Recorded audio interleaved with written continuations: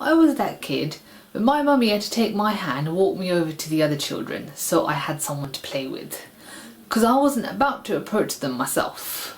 And so years went by and my mummy stopped holding my hand, and I let the issue continue on throughout my childhood, throughout my early adult years, and before you knew it, I had social anxiety. But very early on, it became quite obvious that to say I had social anxiety was a taboo.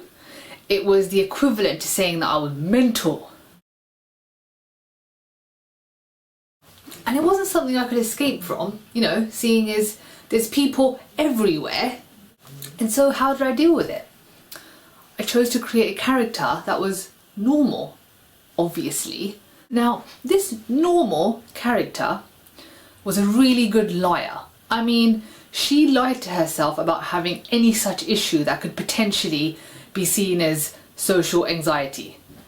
I mean, it was brilliant. I just went through life pretending like I didn't have any issue, and I'd always have a justification ready for why I couldn't be around people. Oh, 'cause those losers, why would I want to talk to them? I did not come here to make friends. Okay. Oh, you know what, I can't actually go there because I've got that, you know, that thing to do, and it's like, it's really urgent. Social anxiety was shameful. So shameful that I was willing to lie to myself forever. Lying to myself and to others was exhausting, not to mention the unease that I constantly felt in my heart. But on the very rare occasion that I was suddenly willing to face myself, I'd force myself into uncomfortable social situations only to exacerbate the problem. Obviously, it's like going to war without having the proper tools. And so those situations would further reinforce the need to continue lying. I mean, I'd beat myself up and say, why don't you just continue lying? What's wrong with you, woman? Just continue lying. It served you for so many years. Just continue. Sometimes on the occasional rainy Sunday afternoon, I would wonder to myself, why is saying I'm afraid of flying or I'm afraid of heights any different to saying I have social anxiety? Why is it that those phobias are not taboo? They're not shameful, but to say that you have social anxiety is something that is not acceptable. Until, put ellipses here, 1, 2, 3. Fast forward to that one warm Thursday spring evening when I had myself a job interview. I had my good clothes on, I even had my special Toms on. I don't pull those out for anyone. I even brushed my hair. I slowly walked up to these glass doors and I see a swarm of human beings just talking to one another.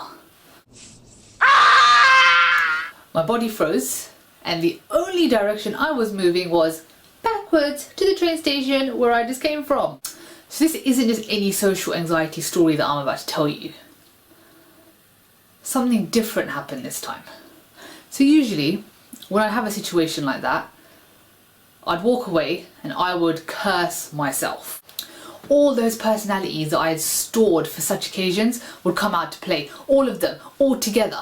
My internal dialogue was like the Mortal Kombat. It was enough to destroy anyone. Finish him! You are such a loser. Oh my god, those people in there saw you. They saw you moonwalk straight back to the train station. Oh my god, when are you going to grow up? When are you going to be like other people? What is wrong with you? Why, God? Why is this happening to me? Why do I have so many personalities? Instead, I had a very different experience. An experience that gave me so much hope. I feel like it's really important to share it with you. I told those personalities to pipe down because I had something to say and they needed to listen. I said, I have social anxiety. I have social anxiety.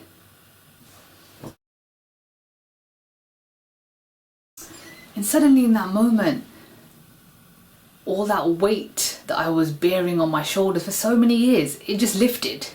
I was sat in the train and it just lifted. I mean, I swear I levitated. And it was on that fine Thursday spring evening that I realised honesty is my greatest ally. Honesty slices through the legs of the pedestal that we put the fear on. It was kind of like my 8 Mile Eminem moment. That moment where he gets on stage finally and he says, you know what, I'm going to stop lying, I'm going to stop trying to cover all of the stuff about who I am and where I come from and what I have and what I don't have. I'm just going to lay all of it out. I know everything he's got to say against me. I am white, I am a fucking punk. I do live in a trailer with my mom. My boy Future is an Uncle Tom. I do got a dumb friend named Cheddar Bob who shoots himself in his leg with his own gun. What can the world do to someone that is completely honest with themselves? It's not coming to me as a surprise. I don't have anything hidden.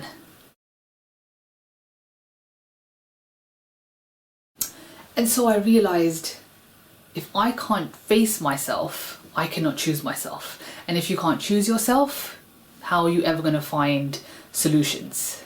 Because you've already told yourself, I'm hiding from that, I don't want a solution.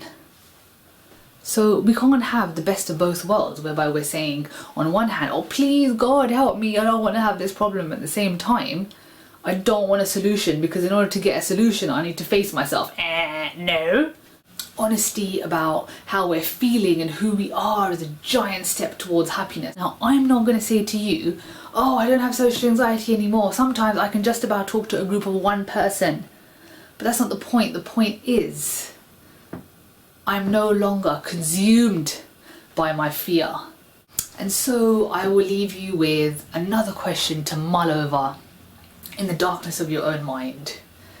What is it that you're hiding from yourself?